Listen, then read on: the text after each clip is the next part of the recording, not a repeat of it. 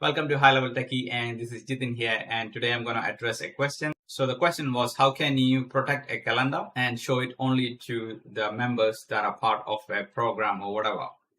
So here is a quick solution. So I'm going to show you the demo first. So imagine this is the sign-in form. Here you enter your email that you signed up with. So here I'm going to enter my email. So I have entered my email. Now I'm going to submit this form. And then it redirects me to another page and showing me the calendar that I have access to. And now I can book an appointment and everything works as it is. So that's good. So now the question is it visible to everyone? Am I a member, or how can you control if I'm not a member? So I'm going to show you my contact details. So here you can see I have a radio button saying membership status is yes or no. So if I'm going to change that to no from yes and save this, and I'm going to go back to the form again, and I'm going to refresh and I'm going to go back. I'm just going to refresh this. So now you know that my membership status is set to no, and I'm going to sign in again with the same email. This time this would ideally tell me that sorry, you are not a member, and it is not showing me the calendar anymore. So let's see how this is set up. And it's pretty simple, pretty straightforward if you know how to set it up. So if you haven't guessed yet, I have two forms. The first form is called member sign-in form, and it's simply an email form and there's nothing else. And the second form is this form, the member access form. It has a text field which says that member access, and then it has a radio button. And the radio button is membership status radio button, and it has two options, either yes or no. And the third element is a script.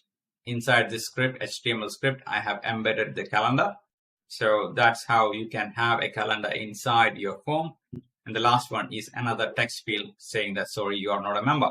And then the whole logic, the heart of the solution lies inside this conditional logic. So if you open this conditional logic, I have two conditions. One is show field based on the membership stats radio button. So if you go inside here, you can see membership stats radio is equal to Y. Then I'm going to show them the HTML code that I have on this form. So this HTML form is the one that is containing the calendar.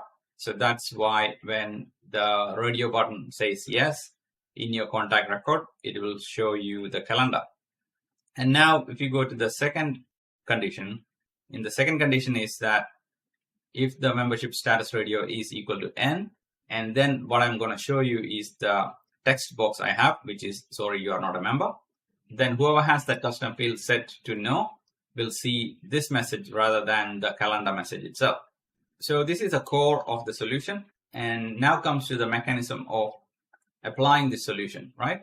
So what you have to do is to get a link to this form. So if you want, you can also apply these two forms into a funnel page. But just to give this as a quick solution, I just used the form itself. So what you need to do is that go to preview, and then you would get a link to this form. So when you go to this form, you can't really see anything on this form because everything is hidden because of the conditional logic it has. So if you are accessing this form by itself, you can't really book in an appointment, or you can't see you are a member or not. Nothing is possible. So even if someone gets access to this link, they can't really do much. So your calendar is still protected in that sense. And now what you need to do is that copy this link, copy the URL of this form, or if you are using a funnel page, copy the URL of that landing page. And then you go to the first form that we have, which is the sign up form. And inside the settings and on submit, what you need to do is open a URL. So if it is on message, you change that to open URL, and then you paste that URL of that form here. And at the end, what you need to do is that add a question mark and use the query parameter for that membership status radio. So where can you get it? So if you go into your second form, and if you go to the membership status radio, and you see here query key, so you copy that, and then you come back to the first form and add that at the end of this URL, question mark and the query key equal to, and put the merge field value for that, which is double quotes contact dot the query key, and then end the double curly brackets. So that's pretty much will give you the link that you need to open next time. So what would happen is that when someone submits a first form, which is a sign-in form, which this would open up the second form.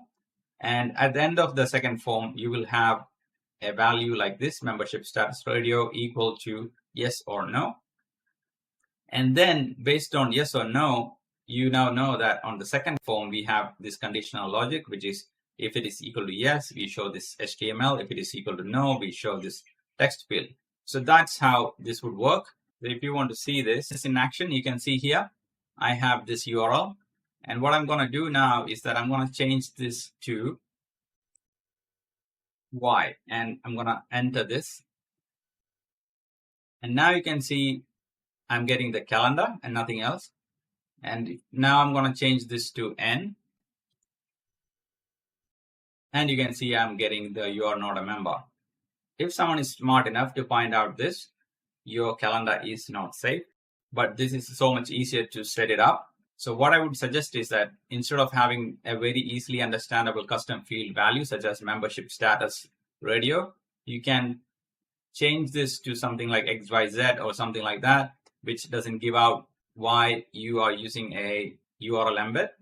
And then you can also change the options from yes or no to something less understandable, maybe A or B or something like that. And then you can use it in a similar way, and people cannot hack this solution. I hope that makes sense. So this is pretty much how you can solve this in a very easy way, just using two forms and conditional logic. Earlier, this wouldn't have been possible, but now you can actually hide text fields, HTML, and all that inside your form. Because of that, it became so much easier. So I hope this works for you if you want to protect your calendar or anything using this workaround.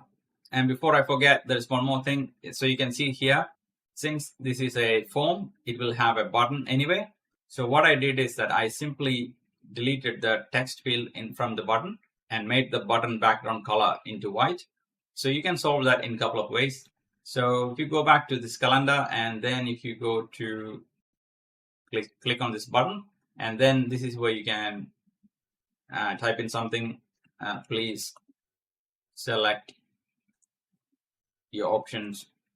You can say something like, please select your options above, and make it look like not a button. So that's one way to do it. Then people wouldn't think that this is a button and they wouldn't click it.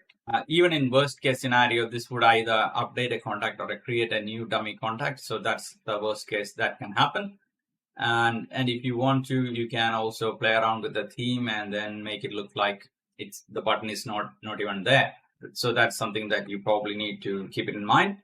But I hope that this is helpful. If you have any questions, please let me know. I'll see you in the next one, and thank you.